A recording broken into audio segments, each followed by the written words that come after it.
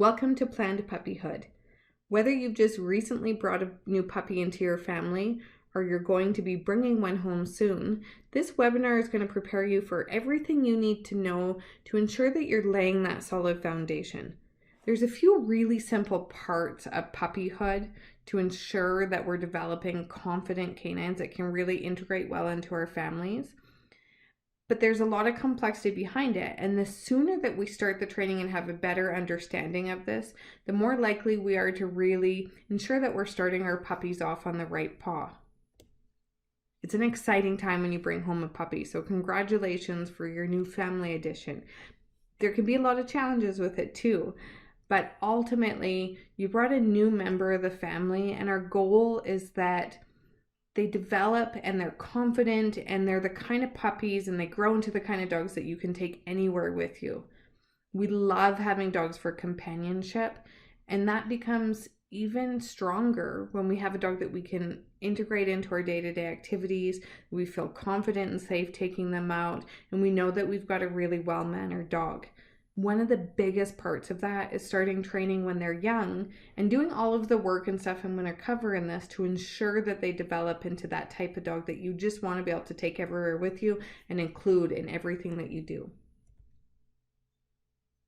When we bring a puppy home, it's time for school. Too often, people see these little angel puppies. They seem like they're very well behaved. We don't think they need training. There's so much more to training than just obedience skills. So when you go to a class that's ran properly, you've got a certified trainer there, you're getting exposure to other puppies, they're doing active socialization, they're setting up exercises to really prevent any problem behaviors from developing. Yes, you're learning obedience skills, but there's so much more to it than just learning how to sit, lie down, come when called. And a trainer's got the eye to see anything on a puppy that may be concerning as well. So something you'd want to address at a young age, they haven't had a whole lot of opportunity to learn or practice this behavior. We can modify it at a young age and ensure that it doesn't develop into a problem. So it's a really important time, something you want to get started on right away. It's much more beneficial to your puppy, although you're going to learn lots. If you've had lots of puppies before, you may be familiar with the training and what's expected, but the classes aren't just about you. They're really about getting your dog out and gaining that exposure in a nice controlled setting that you can't get elsewhere as well. So the off-leash park is not a place for a puppy just going out into the world. You don't necessarily know what they're going to be exposed to. There's challenges with disease control. So bringing them into a puppy class is critical, and it's important at a really critical time in their lives as well. We also start to see the challenges of puppyhood happen. So too often, we may see that people don't do training at all, or they just attend just a basic 6-week class and think that's enough for their dog. And what starts to happen is as they start to mature, they come into adolescence, and very similar to what we see with people, we can have some challenges develop as a result of that. So they become more independent, they're more interested in exploring the world. They may have learned some bad habits that are becoming ingrained now, and we're starting to identify and realize that we've got some problem behaviors on our hands. And a lot of what we deem as problem behavior is pretty normal for your dog or stuff that's really developed. And so we haven't had that time to intervene at a young age, and it can be really challenging. Too often people wait too long on this as well. So the sooner you can start training, the better. We're going to go through a few things that are really important for developing your puppy because we're bringing them into our busy human world. So whether this is a busy, active household, you're taking them out into the environment, if you're in the city, there's a lot going on. There's constantly all these things that your puppy is being exposed to that they've never been exposed to before. I think too often there's this misconception that dogs are just born to please us. They understand everything, and we forget how different the world is for them, and we plunk them right into the middle of it. And we often forget a lot of this and just expect them to adapt, and we forget that they're little babies too. So it's really important that we're working with them and we're doing that training and we're working on socializing them and making them feel comfortable, because the world can be scary and really overwhelming. The other thing we see with puppies is that even just with dogs in general, is a lot of what we deem as problem behavior is very normal dog behavior.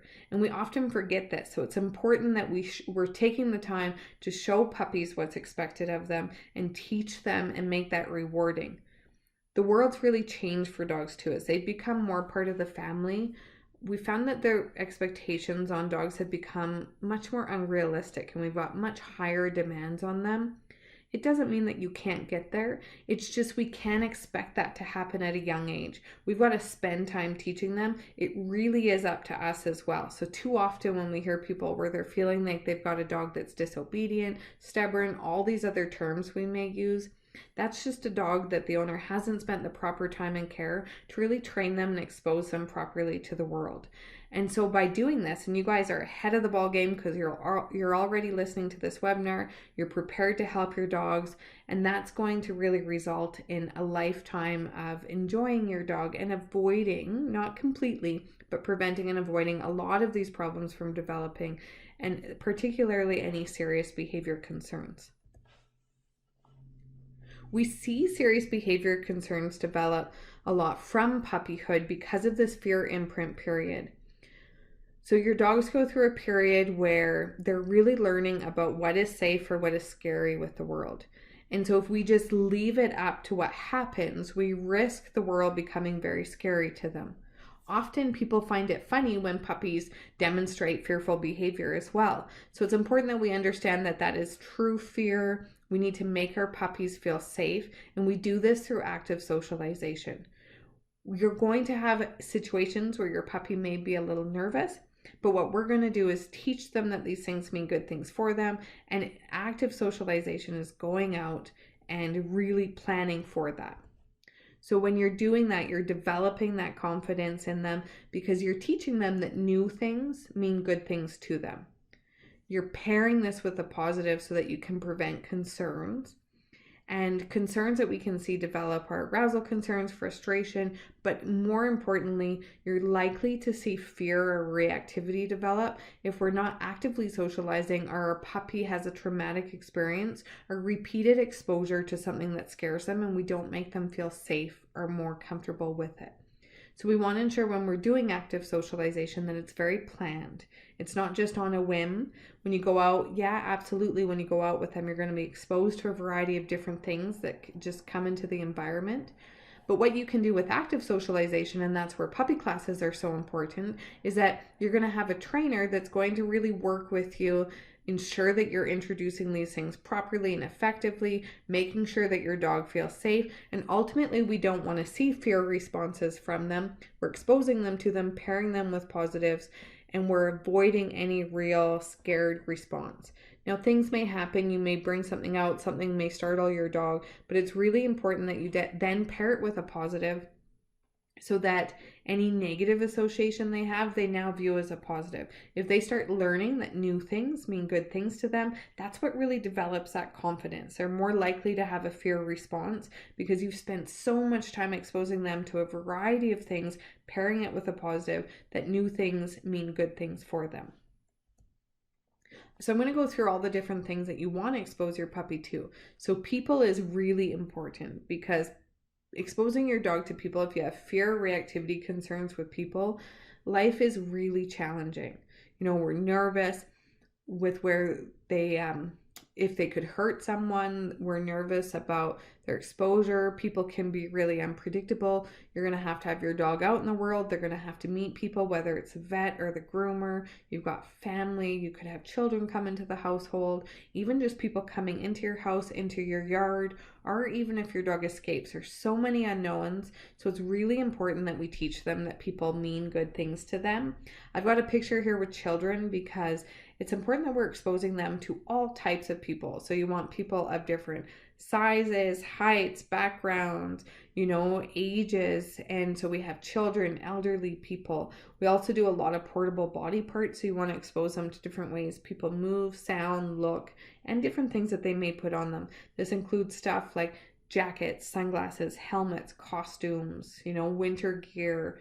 And then it can even include different objects like bicycles, canes, strollers, all of these different things that we sort of readily change ourselves with. We do a lot of work with exposing to people, doing handling with puppies, teaching them how people interact with them, and ensuring that they really view that as a positive. Every single person that your puppy meets, you can use it as a training opportunity to teach them proper manners, make that rewarding, and then you can also pair the people with positive. So with active socialization, I wouldn't just go out and see what the world presents me with. I would ensure that they're meeting friends and family. I'm exposing them to children. If you don't have kids in the family that you could meet, you could go and take them around playgrounds, school, bus stops, school areas. There's so much you can do, making sure you're exposing them to older people and really just gradually exposing them to more and more people, pairing it with a positive and allowing them to interact with them as well. If they're nervous at all you do is you have the person give them food, they can toss the food. You're just going to work on introducing people, and you're going to work at your puppy's pace as well to make sure they feel comfortable. It's also really important that we introduce them to dogs. Having concerns with other dogs can be challenging. It's definitely manageable and something you can work with, but it prevents the dog from having as much fun as they could have. Having that play is really good for their mental and physical well-being. And so yes, you may have a dog that maybe is just selective and likes certain dogs, but you want to make sure that they're being introduced to a variety of dogs at a young age. Puppy classes are great for this because you've got someone that's making sure that the dogs are paired accordingly. They've got the right playmates. They're not becoming overwhelmed. There's no bullying happening. It's great if you can get into programs. Like in our day school, we have programs where the puppies are introduced to adult dogs, and they're appropriate adult dogs that are going to teach them how to play appropriately. We expose them to dogs of all sizes and all play styles. And the puppy just really needs to learn those social skills. And we can't teach them that. So it's important that they're meeting dogs that way in a nice, safe, controlled environment. As I mentioned, the off-leash park is not the best place because you don't know who they're going to meet. A lot of the times adult dogs may not be tolerant of puppies. And if something happens to the puppy and it really scares them, this can cause them to have some really concerning dog issues as they develop. And so we want to avoid an uncontrolled situation that may really impact the puppy negatively. So it's better to pair them with friends and family, with dogs that you know, with dogs that are appropriate, and definitely get into classes or day school or something where you know that they're getting appropriate exposure to dogs. Some daycares, if there's not a special puppy program or there's not trainers there, you really risk them developing behavior concerns as well, because they just may not understand certain things that are impacting the puppy that could cause problems later on. Noises are also important, and there are so many noises in the world. So there's the doorbell, there's kids screaming, there's tools inside the house, there's beeps like a microwave, or if the smoke detector goes off, there's bells, there's music, there's loud vehicles, there's fireworks, there's construction sites. There's so many different noises out there. And if a puppy is exposed to something that's too loud and scary, it can cause some sound sensitivities to develop as they age. So it's important, again, that you're doing that active socialization. You can find YouTube videos and you can play a variety of sounds. If you just look up puppy socialization and noises, there's tons out there and you can just play it through. You want to start it at a nice low level. You don't want to alarm your puppy. You want them to show interest. You want to make sure that they hear the noise. Some of it might not bother them at all, which is perfect, but you're still going to pair it with a positive. You're going to do that work so that we're really exposing them to it. Stuff like thunderstorms as well. Important to expose them to those noises in a nice controlled environment. Make it good and quiet. Build it up, make it louder, and then pair it with positives to ensure that it doesn't bother your puppy.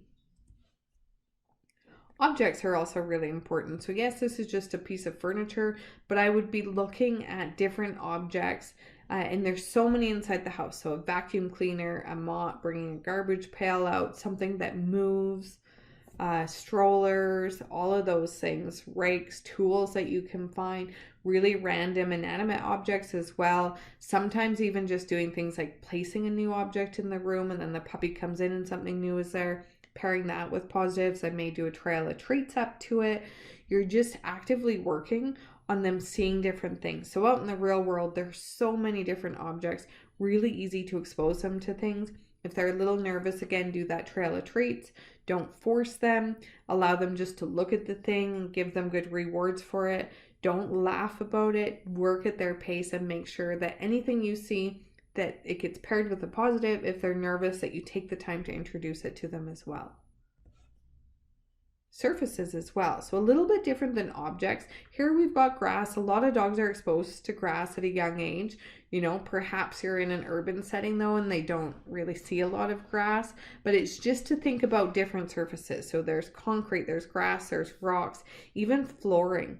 So I've seen dogs that come in and they're walking in on flooring, it's fine, and maybe it changes color. Really contrasting flooring can be alarming for a dog. So if typically they're in your house and they're always on dark flooring, something that's light flooring or that reflects can be really nerve-wracking to them if it's slippery. So this is easy, and just getting them out different places, exposing them to that flooring, getting them to slow down and think about it, laying different things on your floor of different surfaces. So mats, upside down bath mats, because sometimes there's different textures on the bottom, plastic bags, bubble wrap, and just exposing them to a variety of different surfaces and having them walk on it and pairing it with a positive to ensure that they're comfortable and they've got that confidence to try new things like that and explore different surfaces and obstacles. It's also really important that we take them new places. And so this is always happening, but often what we see with puppy owners is they get a new dog and maybe they're just walking around the neighborhood. Maybe they just go to the neighborhood, the vet clinic, and maybe just puppy class. And you're really limiting that exposure. So what you want to do is start taking them new places. You want to start when it's nice and quiet, build up to when it's busier. Start in places where you've got lots of space, and then you can see with this, there's an event downtown. We're taking puppies, we're keeping them at the side of the crowd, but we've worked them up to that point as well. So we've worked and made sure that they feel comfortable. We're pairing lots of treats with it. We're going nice and slow, and we're just introducing them to a new environment where there's lots of people, activity, noises, and ensuring that they're viewing it as a positive. And then we also have a really great training opportunity for them as well. And so even if you get a puppy in the wintertime, you can take them to different pet supply stores, vets. There's lots of dog-friendly businesses, so many different places you can go, different parks. Don't do that same walk all the time, even taking them to new neighborhoods around schools, urban centers like shopping areas, and just really actively going to a variety of places, making sure that you're not overwhelming, doing short little sessions, and always pairing with that positive. So a few tips for success when you're looking at socializing your puppy. Again, you're always working at their pace. So if they're nervous and they need to take time with something, you've got to take time with it. Maybe one day they're not ready to go meet the lawn ornament that they're a little nervous about, that maybe wasn't there the day before. Or perhaps you get your puppy around Halloween and there's Halloween decorations that are moving and make them really nervous. It might be just that you just approach, pair it with positives, move away, and then try multiple times in a session or try another day. And so you don't want to force them. It's up to them. And if you force them, you actually risk really damaging your relationship with your puppy. So I want to ensure if I have a dog, the space around me, I'm the queen of all good things, and the space around me is always safe. So if I go and I'm forcing them into something that they're scared of, or I put them in a situation that may be traumatic, they're going to not necessarily trust me. And I want to make sure that my dog is always looking to me for guidance and knows that they can trust that I'm going to keep them safe. It's a great relationship builder, and it really does help with that confidence as well. I want to make sure that it's short sessions so that we don't overwhelm, and you're always pairing with food, particularly if they're nervous. Too often we want to just tell them they're a good dog, but that just doesn't mean much to your puppy yet. Food allows really quick pairing. They've got that great emotional response. They think those treats are good, so this object is good. It allows you to just do it much faster, and it allows for you're going to have longer lasting, more reliable behavior. It's also important that you have fun. So yes, it's a serious job that you have, but how much fun is it to get out with your puppy, explore the world, meet new people, and really see the world through their eyes as they're just learning everything. So you've got the active socialization part that's important, and now we've got the training. And so as we talked about, training should start right away. it's going to start right away, even if you don't go to classes. So that's because it's always happening. So your dog is always learning. Puppies are like little sponges. And so you want to make sure that you're always rewarding that behavior you want to see more of. And I really encourage people to think of rephrasing stuff, because we get a puppy and we go, how do I stop this? How do I stop this? How do I stop this? So it could be, how do I stop my dog from jumping? And rephrasing is thinking about what you want them to do instead.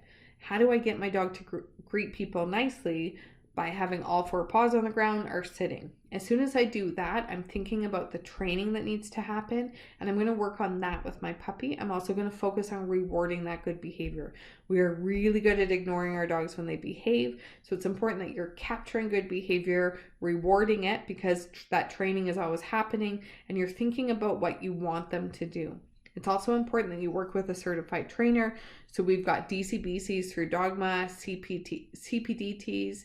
You've got Karen Pryor Academy students, or trainers rather. There's some really great schools out there. And if you're not sure, ask around, because there's some trainers and some certifications that don't have a whole lot of experience behind them. They may be very punishment based, and there's the risk of doing a lot of damage to a dog if you focus on punishment based training at a young age. It's really damaging to the relationship. It can be difficult to work that out of a dog if they've had a traumatic experience, particularly with their owner, through correction based training. One of the things we really focus on at Dogma is the empathetic side in our training. So what this essentially means is really thinking about the world through your dog's perspective as well. Traditionally, training has been about just telling our dogs what to do. As we've seen the dogs integrate more into our families, we've got more work to do with this. We've got to help them be successful there. And so we've got to really understand how different this world is for them and challenging. We talked about those high expectations. We talked about how a lot of what we deem as problem behavior is really normal behavior. It's also important to understand that dogs just do what works. So it may not make sense to us, but your dog is doing it because something about it has been rewarding. Usually we inadvertently reward things, and even our attention, even if it's negative, can still be rewarding to our dogs. And again, I talked about they're just babies. So they're just learning. They're going to make mistakes. And we get really caught up in just thinking about our dogs being disobedient. They're not stubborn or dominant. If your dog is making the wrong choice, we've not done a good enough job with the training. We've been inconsistent somewhere, and really it comes to us. We've got to take the responsibility. We've got to step back and think about what we need to do to help make it more clear to our dogs, help them be successful, and help them make the right choice. This is one of my favorite parts about dog training because it's very humbling, and it all comes back on me. So it's not that my dog is just choosing to be stubborn. They just haven't been taught properly, or maybe we haven't practiced enough, or maybe I'm expecting them to do too complex of a behavior and it's a new skill for them. The other thing that our dogs really aren't dominant. They're not looking to rule the world. They don't want to be the leader of the household. There's a lot of misconception there, and honestly, if our dogs thought that way, we wouldn't want to have them in the house. Dogs are great conflict avoiders. They want to appease. This is everything that we love about them. So typically what we deem as dominant behavior is just a dog that needs some training. So it's really important we understand that from their perspective. And again, understand what is a realistic expectation on a puppy. So if your puppy is brand new, they're not going to have a perfect recall. They're not going to walk perfectly on leash. They're not going to be attentive all the time. They're learning about the world. There's a lot of distractions. These are very new skills for them, and they're unnatural as well. So the more that we start training early, we make it fun, we focus on rewarding that good behavior, it's actually really easy to do. Where we find the challenges is when we don't do the training, we're inconsistent, we don't make really things very clear, or we work on more about stopping behavior versus teaching our puppies what to do. So this is really what reward-based training is about. It's about rewarding those good choices. If my dog does something and good things happen, they're going to do it more. It really is that simple. What happens is, like I said, we're good at ignoring them. We don't reward enough. and we focus more on getting upset with them when they make the wrong choice. It's almost like we take it personally.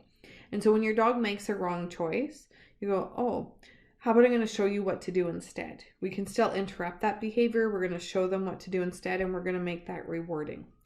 If they make a wrong choice multiple times, that's an indicator that you have more training to do. When you focus on rewarding that good behavior, teaching your dog what to do, you create long-lasting, reliable behavior, and the best part is your dog loves to do it. Training should be fun. So too often when we see people they're frustrated with their dogs, they feel like they're being disobedient, they're being dominant or anything else. There's a lot of stress and friction in that relationship. That's not why we get dogs. We get dogs because we want them to be part of the family. We want to be able to go and enjoy nice long walks with them. We want them to be best buds with our children. We want to just be able to enjoy life with them. As soon as we create this stress around it and this, negativity, we move really far away from that. So my favorite part about reward-based training is really developing that relationship. In order to do that, I've also got to be consistent. Dogs are black and white. There's no gray. Our gray is language. So with my puppy, I could say, it's okay for you to jump this time because I'm wearing my dog park clothes, but tomorrow don't jump on me when I'm wearing my work clothes. That's just too gray for your dog. So you're better to go, you just can't jump on me. This is what you need to do in order to get my attention. And I'm going to reward that. You've got to be very consistent in your household rules. The more black and white you are, training happens so quickly because it's very clear to our dogs. We make it rewarding and it's exceptional what they can accomplish. More often than not, we see challenges with dogs because we're not consistent or clear, or we're just expecting too much from them. Training really is about patience. The nice thing about your puppies is that they're just learning, so you can get ahead of the ball game, start right away and really lay that solid foundation. And it's also that, again, the world's just new to them. So it's not normal behavior. We're teaching them what the expectation is and how to behave in the human world. So it takes some patience, and remember that empathy and where they're coming from and things from the dog's perspective. It really is about relationship building. So yes, we're going to teach you ways on how to correct problem behavior, but our goal right now with puppies is that we're preventing it. We're laying all of this foundation. We're creating that safe space around us. We're teaching our dogs that we are the most important thing in their life and that we're always this safe, positive place to be.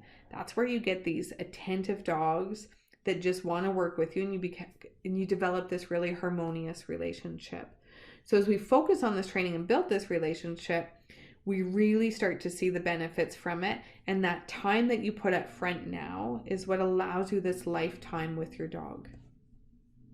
And it really is about developing that family dog. So we do this through that active socialization. It's exposing them to the world, pairing it with positives, starting training right away, get into a class. We usually tell people not to pull out of classes too quickly. Get them through adolescence. Classes provide that controlled setting. You get the playtime. You have access to a trainer that can really identify things early for you, ensure that we're on the right path with them. And through all of that, you're developing this relationship as a result of these methods and tools that you're using. And you're going to have this joyous long-term relationship, which requires just that work now so that you have that lifetime to enjoy with your dog. So congratulations again on your puppy. Definitely it's a fun but challenging time. So if you have questions at all, please email us at training@dogmatraining.com. Thank you.